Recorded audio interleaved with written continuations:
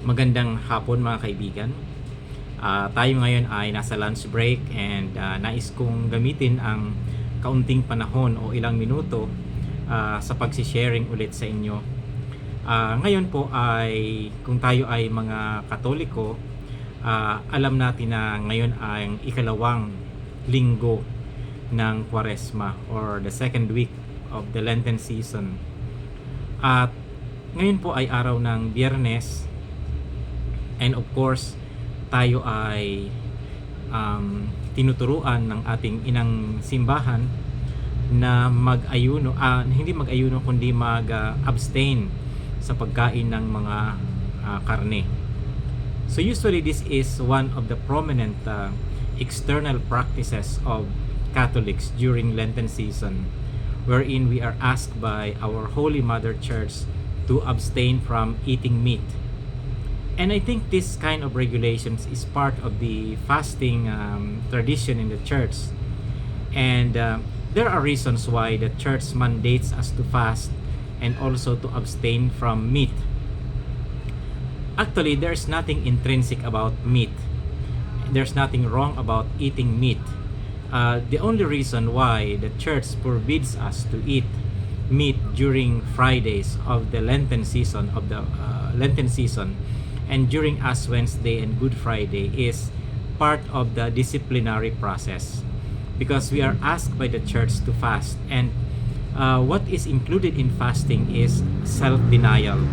And usually this practice of self-denial is more externally done through our practices like denying food or abstaining from certain kind of food. You know, during ancient times in Europe or in some parts of the Middle East, they consider meat as a novelty. They consider it as something which is part of the regular food.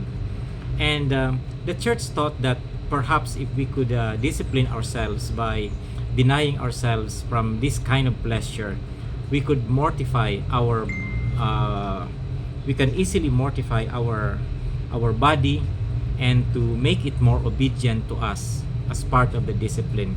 You know, during Lenten season, there are only in the Catholic Church, we are only asked to fast only twice. That is on Ash Wednesday and Good Friday. In the Catholic Church, fasting means that we do not take solid food for one day.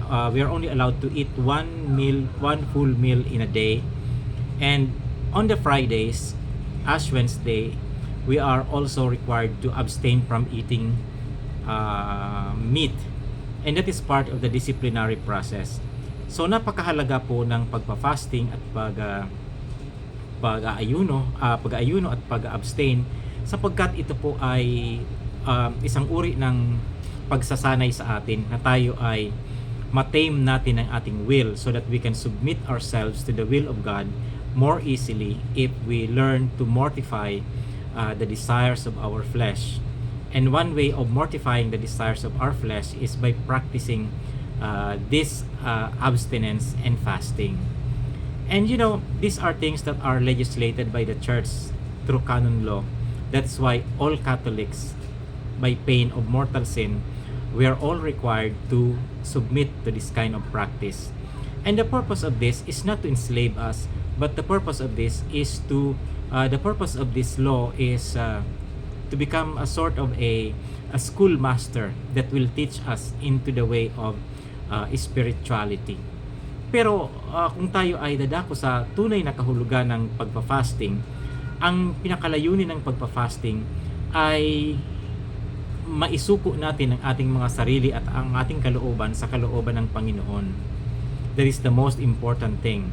That's why sabi nga sa Bible, sabi ni Propeta Hosea, wag daw nating punitin ang ating mga damit as a sign of fasting, but rather punitin natin sa buhay natin ang mga pita ng laman at ang pagkakasala labag sa Diyos. Ito po ang tunay na pagpa-fasting, kung ating iiwasan ang paggawa ng masama at gawin natin ang tama at susundin natin ang kalooban ng Diyos. Iyan po ang tunay na diwa ng fasting at abstinence.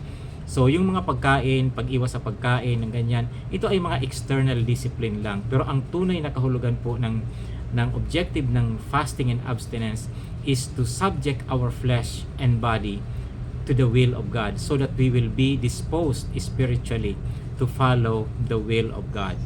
You know, it's not easy to follow the will of God because all of us have this kind of original sin within us, the tendency to hate God, the tendency to hate everything that is associated with God.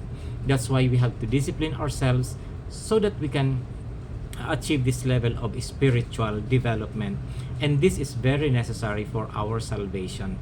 If we want to be saved, if we want to be in the kingdom of God, we have to work our way through in the kingdom of God, because it's a two-way. God saves us through His Son Jesus Christ on Calvary, but we also need to cooperate and to work within the ambit of the grace of God.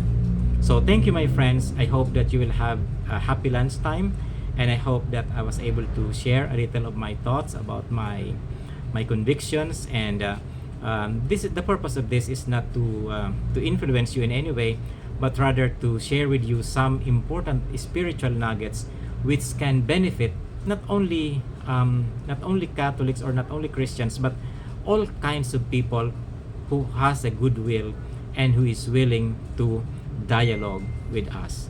So thank you very much, my friend, and God bless us.